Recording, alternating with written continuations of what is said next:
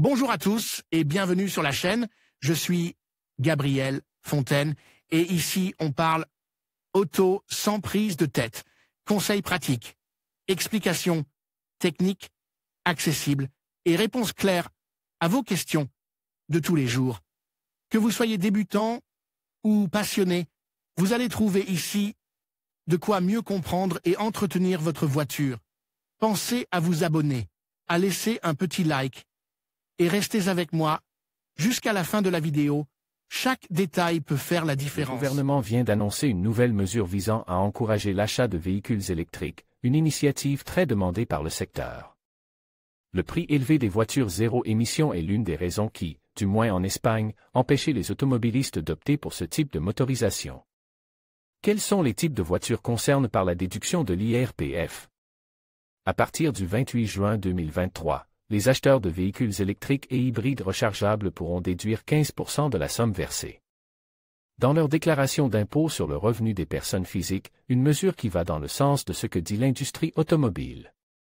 Les voitures électriques d'occasion sont exclues. Parmi les exigences ou conditions qui accompagnent cette mesure, la première est que ces 15% ne s'appliquent pas au prix d'achat total de la voiture. La base maximale sur laquelle ce pourcentage peut être appliqué est de 20 000 €, de sorte que la réduction d'impôt totale sera au maximum de 3 000 €. En revanche, cette mesure ne sera applicable qu'aux achats de véhicules neufs, ce qui exclut toutes les voitures électriques d'occasion. Cette condition affecte les acheteurs qui souhaitent opter pour ce type de véhicules, qui ne sont pas rares, car le marché de l'occasion est très compétitif en termes de prix et d'immédiateté, deux facteurs importants dans la décision d'achat d'une voiture électrique. En conclusion, l'achat de véhicules électriques peut effectivement bénéficier d'une déduction fiscale, mais il est essentiel de respecter certaines conditions pour en tirer profit. Il est important de bien se renseigner sur les critères d'éligibilité, tels que le type de véhicule, son prix et son utilisation.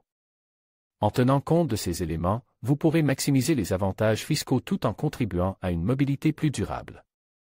N'hésitez pas à consulter un expert pour vous guider dans ce processus et faire le meilleur choix pour votre situation.